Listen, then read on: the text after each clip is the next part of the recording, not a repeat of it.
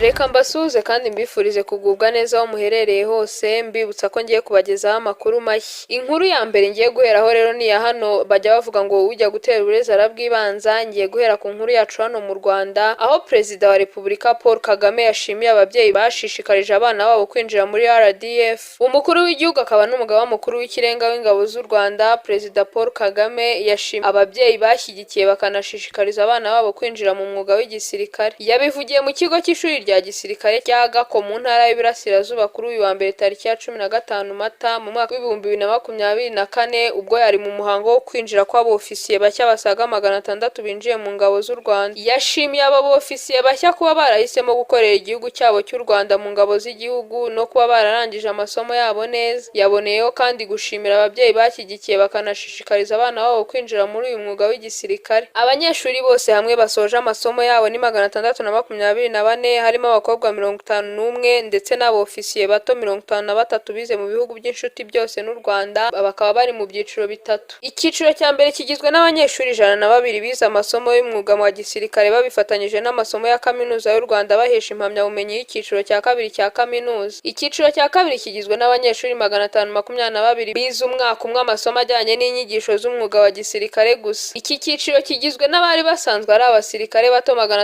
355 hamwe n'abari basanzwe ari abasivili 167 basanzwe bafite icyiciro cya kabiri cya kaminuza mu mashami atandukanye. Ni mu gihe icyiciro cya gatatu kigizwe n'abasirikare 33 barangije amasomo ya gisirikare mu bihugu by'inshuti n'u Rwanda. Aba bose bakaba barahiriye hamwe imbere ya Perezida wa Repubulika mbere yo gutangira akazi. Umukuru w'igihugu yasabye aba basirikare gukomeza kurangwa n'ikinyabupfura gisanzwe kiranga RDF, kiranga igihugu cy'u Rwanda, abibutsa ko uko bazitwara mu gihugu imbere ndetse no hanze yacyo ari byo bizajya bisura igihugu cyabo. Inkuru yacu ya kabiri reka tuyikomereze hano i Londres mu Bwongereza, aho itegeko ryo kohereza abimukira mu Rwanda rigiye kongera guhanganisha abambasaderi, abasenateri n'abadepite. Kuri uyu wa mbere abadepite bo mu Bwongereza bari biteguye kujugunya ku bwinshi ubugororangingo burindwi bwakoze n'abasenateri ku mushinga w'itegeko rya Minisitiri w'Intebe Sunak ushaka ko wemezwa mu nteko mu mpera z'iki cyumweru. Abadepite bavuye mu kiruhuko cya Pasika kandi ikintu cya mbere cy'ingenzi kuri gahunda y'umunsi ni umushinga w'itegeko utavugwaho rumwe cyane na Minisitiri w'Intebe. Minisitiri w'Intebe yashimangiye ko ugamije gutuma indege zizazana abimukira mu Rwanda zihaguruka mu Bwongereza vuba bishoboka. Abadepite barasuzuma ubugororangingo ku mushinga w'umutekano w'itegeko rirebana n'u Rwanda ryakomeje kwitambikwa kenshi kubera ingingo zirimo zitandukanye zitavugwaho rumwe, nk'uko iyi nkuru dukesha ibiro ntaramakuru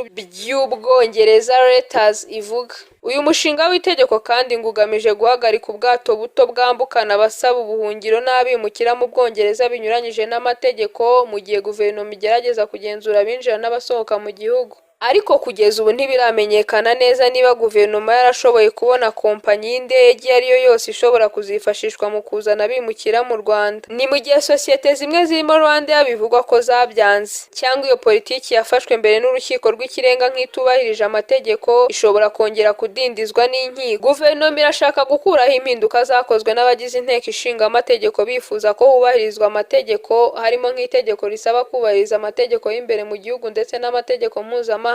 Ariko abasenateri bashobora kongera kwanga gushyigikira umushinga w'itegeko mu gihe wasubira muri Sena mu gisa nko guhangana hagati y'imitwe yombi y'inteko ishinga amategeko. Ibi bishobora guhatira abadepite kongera gusuzuma umushinga w'itegeko mbere yo gusubizwa imbere ya Sena. Icyo gihe byaba biteganyijwe ko bemeza itegeko bitewe n'uko ari urugereko rusubiramo kandi rugenzura. Ku cyumweru umunyamabanga wa leta y'Ubwongereza ushinzwe ubuzima Victoria Atkin yavuze ko ibiro by'umutekano w'imbere mu gihugu byiteguye gushyira mu bikorwa gahunda igihe umushinga w'itegeko wagera ku bitabo bya stati. Iri tegeko rigamije kubyutsa gahunda ya guverinoma yo kohereza bamwe mu basaba ubuhungiro i Kigali yahuye n'ibibazo byinshi kuva yatangazwa mu myaka 2 ishize na Minisitiri w'Intebe w'icyo gihe Boris Johnson. Inkuru yacu ya gatatu ari nayo tugiye gusorezaho mu makuru mashya y'uyu munsi twabageneye ni inkuru yo mu gihugu cya Nigeria, aho ivuga ko imyaka 10 ishize abakobwa ba Chibok bashimutswe. Ku ya 14 Mata mwaka wa 2014 intagondwa z'abayisilamu zagabye igitero ku ishuri ryisumbuye rya leta ry'abakobwa mu mudugudu wa Chibok muri leta ya Borno, maze bashimuta abakobwa bagera kuri 300 mu gihe biteguraga ibizamini bya siyansi. Kuri iki cyumweru abagize ingaruka kuri ibyo bitero n'abandi baturage bateraniye i Lagos mu rwego rwo kwizihiza isabukuru y'imyaka 10 habayeho iryo shimuta. Mu buhamya barokotse iryo shimutwa batanze babwiye abitabiriye iyo sabukuru kwihangana kubera ihungabana bagize. Nk'uko African News ibitangaza, ishimutwa rya Chibok niryo shimutwa rya mbere ryabaye ry'abanyeshuri ryo muri Afurika y'Uburengerazuba. Uyu munsi abarokotse nka Grace Dauda na Rebecca Marum basangije inkuru zabo zo kwihangana ndetse n'ihungabana bari bitabiriye iyo sabukuru. Dauda wamaze imyaka 3 mu bunyaga avuga imbogamizi z'ibigeragezo yahuye nabyo.